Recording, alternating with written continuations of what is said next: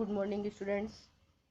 आज हम अपनी हिंदी क्लास में दो टॉपिक पे चर्चा करने वाले हैं, जिन टॉपिकों को आप पहले भी पढ़ चुके हैं और अच्छे से समझ चुके हैं, लेकिन आज उसका एक रिवीजन के रूप में उसकी चर्चा करेंगे। इन टॉपिकों के नाम है उपसर्ग और प्रत्यय। तो सबसे पहले आज हम उपसर्ग को समझेंगे। सबसे पहले देखिए उपसर्ग की परिभाषा। जो शब्दांश किसी शब्द के आरंभ में जुड़कर उसके अर्थ में नवीनता, परिवर्तन तथा विशेषता ला देते हैं, उसे उपसर्ग कहते हैं। ठीक है, जो ये शब्दांश जो किसी शब्द के आरंभ में जुड़कर एक नया शब्द बनाते हैं, उसे उपसर्ग कहा जाता है। ठीक है, जैसे कुछ उदाहरण देखिए। जैसे अभाव एक शब्द है, इसमें कौन सा उपसर्ग जुड़ा हुआ है? देखिए अ उपसर्ग जुड़ा है और इसका मूल शब्द होगा भाव, अधन भाव।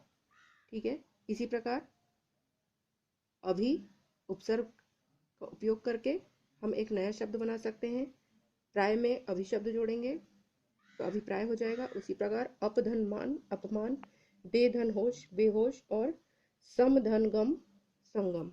इस प्रकार ये यहाँ पे उपसर्गों को किसी मूल शब्द के आरंभ में लगा करके हम नए शब्द बना सकते हैं।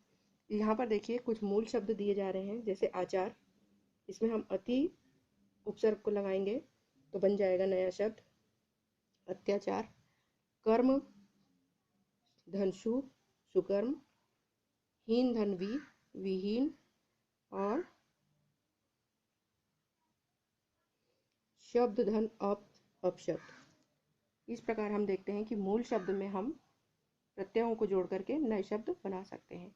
यहाँ कुछ उपसर्ग दिए जा रहे हैं, जैसे कि अति, अन, दूर, दु, निर, नि, अभि, उप, सु, परि, अव, आ, अधि, निश, प्रति, आ, वि, अनु, भर, प्र, कु, उत, अध, परा, सु, अप इत्यादि। ये यहाँ पे कुछ उपसर्ग दिए गए थे, जिनकी सहायता से आज आपको यहाँ होमवर्क में प्रैक्टिस करना है।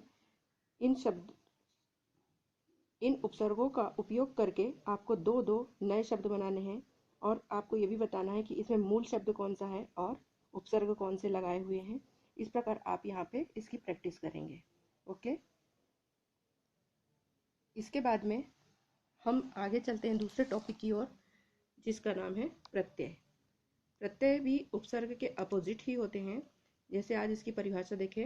वे शब्दांश जो किसी शब्द के अंत में जुड़कर उसके अर्थ में नवीनता, परिवर्तन अथवा विशेषता ला देते हैं, प्रत्यय कहलाता है। जैसे कि उदाहरण देखिए, घबराहट एक शब्द है, इसमें कौन सा प्रत्यय जुड़ा है? देखिए आहट। घबरा धन आहट, घबराहट। दूसरा शब्द लुटेरा, लूट धन ऐरा, ऐरा प्रत्यय लगा हुआ है।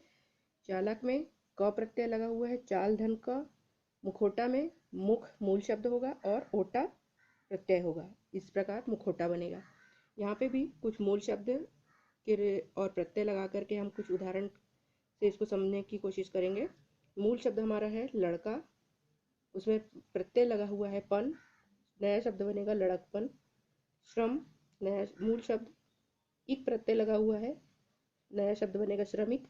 इसी प्रकार शील में वान प्रत्यय लगा के शीलवान और चमक में ईला प्रत्यय लगा के चमकीला, नया शब्द बनता है।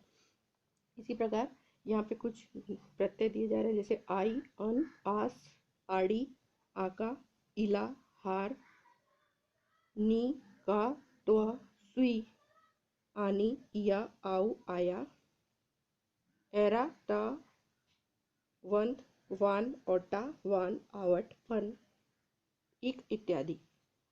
इन प्रत्ययों को ध्यान से देखिए और नीचे दिए गए होमवर्क को प्रैक्टिस के रूप में कंप्लीट करिए।